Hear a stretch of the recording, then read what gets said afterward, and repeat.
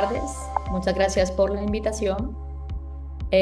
Voy a contarles del estudio que publicamos a principios de este año, que es una revisión sistemática y metaanálisis de la exactitud diagnóstica del ultrasonido cardíaco para evaluar la isquemia miocárdica en la sala de urgencias. Como sabrán, pues el dolor torácico es una de las principales causas de consulta a nivel mundial. En Estados Unidos hay más de 7 millones de visitas al año a urgencias por dolor torácico. Y a nivel global, pues alrededor del 5% de todas las consultas de urgencias son por dolor torácico.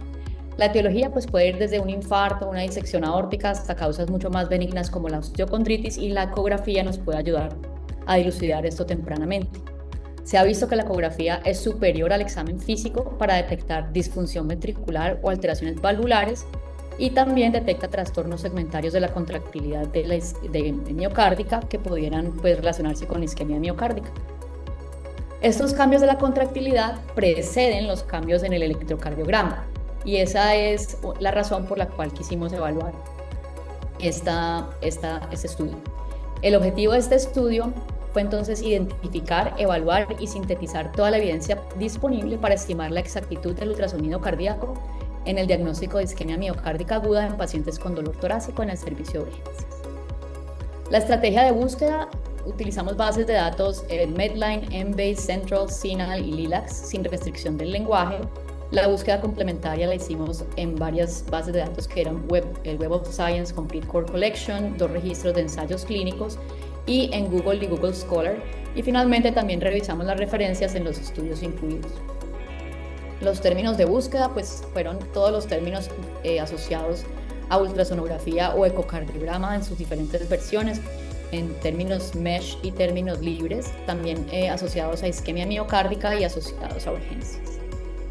Los estudios incluidos fueron cohortes prospectivos, estudios transversales, casos y controles o ensayos clínicos con datos de exactitud diagnóstica. La población fueron solo adultos con dolor torácico que consultaran a un servicio de urgencias o a una unidad coronaria dentro del servicio de urgencias.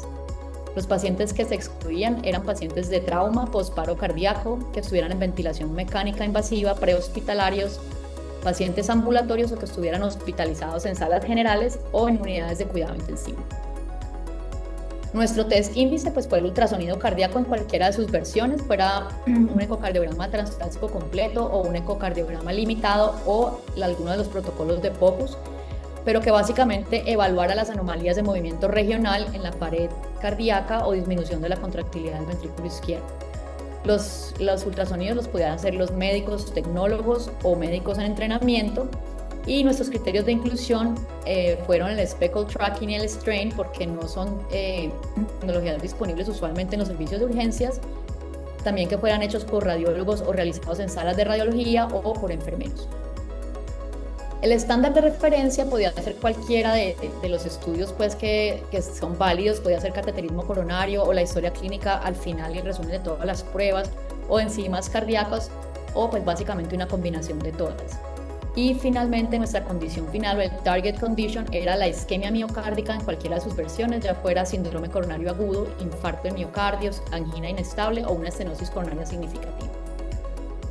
El proceso sistemático lo hicimos con 2 revisores independientes, tanto la selección de títulos y abstracts como la selección de los textos completos, la extracción de datos y finalmente el riesgo de sesgo con la escala adecuada. Este es nuestro diagrama de flujo. Arrancamos con 8.700 estudios que fueron después, pasaron a 3.500 por remoción de los duplicados. Después ya empezamos a seleccionar con 5.200 estudios de screening de títulos y abstracts, después con 56 de full text, y terminamos en 19 estudios incluidos en la revisión. Esto pues rápidamente para contarles que eran básicamente de muchos países, de todas partes del mundo. El lenguaje era principalmente inglés, algunos pocos en otros idiomas, casi todos fueron estudios de cohorte. El estudio era variado, en muchos era ecocardiograma transtorácico, en otros era limitado y en otros era el POCUS. El operador podían ser de grupos, sobre todo grupos de cardiología o residentes fellows o grupos de emergencias, y la mayoría pues miraron los trastornos de contractilidad segmentaria. El riesgo de sesgo que encontramos con la escala QAS fue bastante alto. Realmente muchos estudios tenían sesgo en la selección de pacientes porque excluían pacientes que tuvieran ya enfermedad coronaria o falla cardíaca. En el estándar de referencia, porque el estándar de referencia de algunos estudios, sobre todo muy viejos, que no son válidos hoy en día como estándar de referencia para isquemia miocárdica, y también pues sesgo en el tiempo y el flujo de los estudios. Este es el forest plot final. Como ven, hay estudios desde 1985 hasta el 2022 y hay una gran heterogeneidad en la sensibilidad sobre todo y ya más homogéneo acá en la especificidad. Este es la gráfica, pues el plot del ROC global, resumen, donde pues aquí pues cae la sensibilidad y la especificidad junto con su región de confianza y su región de predicción. La sensibilidad global fue del 79% con un intervalo de confianza de 69 al 86 y la especificidad del 87% con un intervalo de confianza del 79.9 al 92. Sin embargo, este resultado global hay que interpretarlo con mucha precaución porque pues hubo una considerable heterogeneidad entre los estudios.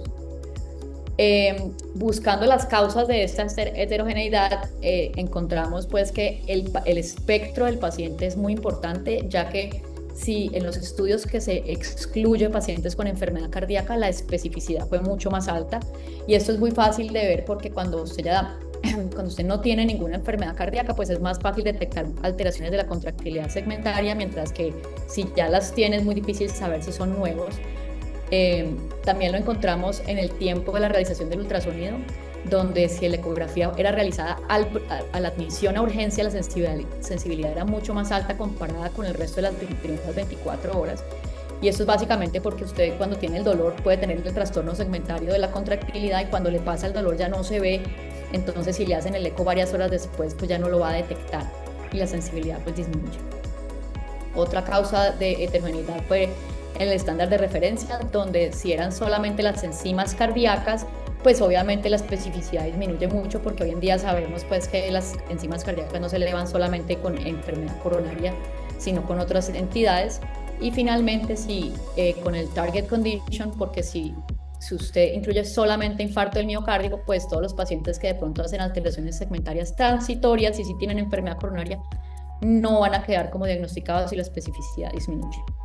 Entonces, las conclusiones, pues el ultrasonido cardíaco puede tener un papel potencial en el proceso diagnóstico de la isquemia miocárdica en urgencias, y la exactitud global que encontramos en este estudio debe interpretarse con cautela por la heterogeneidad considerable que hubo, ya que las características importantes del paciente y la prueba pueden influir en estos resultados. Y eso pues llama a la necesidad de nuevos estudios, sobre todo para pacientes sin enfermedad coronaria previa, donde vimos que puede tener una especificidad mucho más alta, y hacerla tempranamente al ingreso a urgencias, donde su sensibilidad también es mayor. Y con eso termino. Muchísimas gracias.